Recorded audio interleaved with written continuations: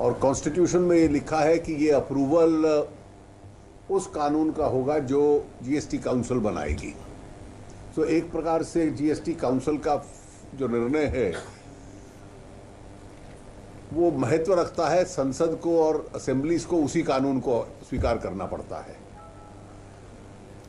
और जैसे legislative body में होता है, एक प्रकार से जीएसटी काउंसिल उसकी ड्राफ्टिंग और अप्रूविंग अथॉरिटी है। तो इन दोनों कानूनों का ड्राफ्ट, क्योंकि एक जैसे कानून है, साइमल्टेनियसली डिस्कस हो रहा है। स्टेट्स के ऑफिसर्स भी इसकी ड्राफ्टिंग में काफ़ी इन्वॉल्व रहे हैं और उन ऑफिसर्स के बाद जो ड्राफ्ट बना उसको पब्लिक सजेशंस के लिए दिया गया था। और कल हम लोगों ने उसका क्लॉज बाय क्लॉज अप्रूवल आरंभ किया है।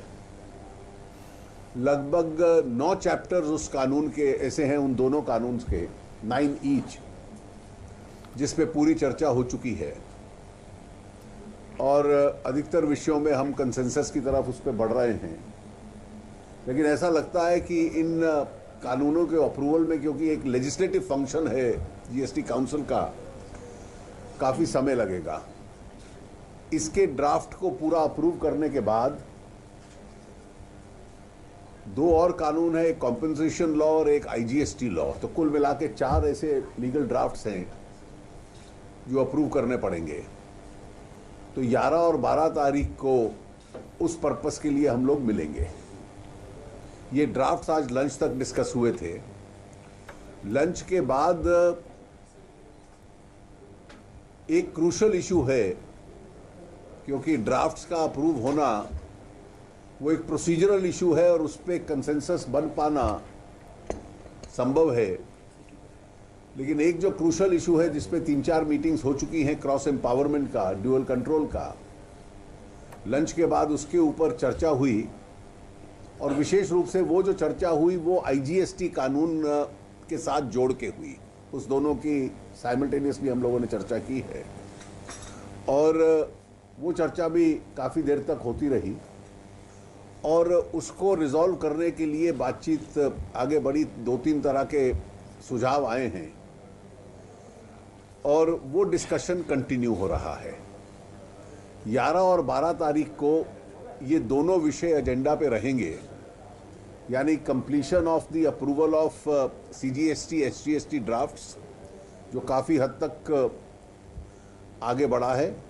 उसके बाद कॉम्पेंसेशन ड्राफ्ट और दूसरा एजेंडा है आईजीएसटी और क्रॉस एम्पावरमेंट का लॉ। एक सुझाव ये भी आया था कि राज्य एक डिस्कशन चाहते थे, वहाँ के फाइनेंस मिनिस्टर्स अपनी फिस्कल सिचुएशन के ऊपर डीमोनेटाइजेशन और ये जो 8 नवंबर का कदम था उसके बाद वो जीएसटी काउंसिल के दायरे में नहीं आता। जीएसटी काउंसिल कानून द्वारा बना है, संविधान द्वारा बना है और उसकी एक सीमाएं हैं, क्या चर्चा वो कर सकता है, वो इनडायरेक्ट टैक्सेशन के लिए है। और लेकिन क्योंकि सभी फाइनेंस मिनिस्टर यहाँ मौजूद थे तो 4 बजे मैंने जीएसटी काउंसिल की मीटिंग समाप्त कर दी थी और फिर बिना ऑफिसर्स के, क्योंकि कुछ लोगों की इच्छा थी कि इसके ऊपर चर्चा करें, तो फाइनेंस मिनिस्टर्स ने उसके ऊपर भी चर्चा की है। हर एक ने अपने राज्य की स्थिति के बारे में चर्चा की है, कुछ सुझाव भी दिए हैं। अगर मैं स्पष्ट कहूं कि जो पॉलिटिकल स्टैंड पार्टीज के हैं उस डिस्कशन में ज़्यादा वो रिफ्लेक्ट होते रहे हैं। मुझे उम्मीद है कि 11 और 12 की जो मीटिंग होगी जिसमें ये ड्राफ्ट्स अप्रूवल, ये एक एजेंडा है, उसको लेकर हम आगे बढ़ेंगे। उसमें पॉजिटिव मूवमेंट चल रहा है, लेकिन अभी भी जो क्रिटिकल इशू है क्रॉस एम्पावरमेंट का, उसमें 2-3 सुझाव आए हैं और काफ़ी लंबी और अच्छी चर्चा उस पर हुई है। Are we close to a resolution? मैं I will still keep my fingers crossed. जिस दिन उस इशू को हम रिजॉल्व कर लेंगे तो I would say it's a done deal. तो इसलिए अभी I am still keeping my fingers crossed, और ये 11 और 12 तारीख को उसकी चर्चा हम लोग करेंगे। सर ऐसे में जो पैडियो बिल को लेकर के क्या अभी भी होपफुल है, क्योंकि समय बीतता जा रहा है और बिल पास नहीं। देखिए, मैंने पहले भी कहा कि हमारा प्रयास हमेशा 1 अप्रैल का ही रहेगा। ये स्पष्ट रहे कि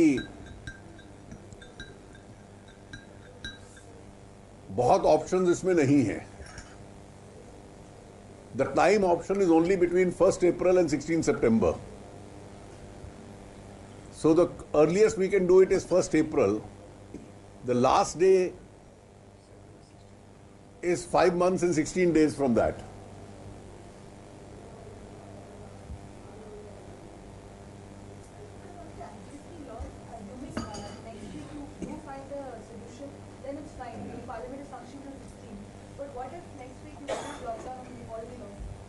That's all right. We'll see how that schedule works. Those are factors within the realm of political decision making. I think it's important to resolve it here. The formal legislative approval is a matter of course. Could it go to the next budget session? But I won't give you an answer because I may have a game plan in mind. Sir, If you are not able to resolve this cross-empowerment issue, the bills will be approved by the council. Is that the position? Some states are saying that it is not. No, you see, at least one bill, IGST is integrally connected to that issue. But states are making it a condition. Well, I don't see, you see, I don't want to react because when people take political positions, I don't want to make a political resolve. Logjams are created only to be broken. Sir राज्यों के सुझाव क्या है जो आपके सुझाव demonetisation को लेकर क्या है? देखिए, कुछ राज्यों का कहना है कि हमें FRBM लिमिट बढ़ा दी जाए, कुछ का कहना है कि वेज एंड मीन्स फ्लेक्सिबिलिटी थोड़ी ज़्यादा दे दी जाए। Any other question?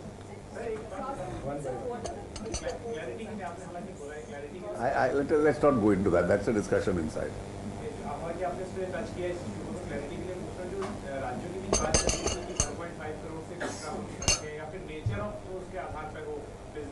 देखिए, 2 प्रपोजल्स हैं, मैं उसका प्रिंसिपल बता दूं और मैं 3 कहूं।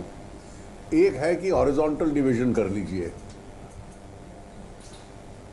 दूसरा है कि वर्टिकल डिवीजन कर लीजिए, तीसरा है कि इसका कोई हाइब्रिड प्रोसेस है जिसके पीछे अंडरलाइन ये है कि क्रॉस एम्पावरमेंट हो, लेकिन जो एग्जिस्टिंग दोनों ब्यूरोक्रेसीज हैं वो अलग अलग हैं।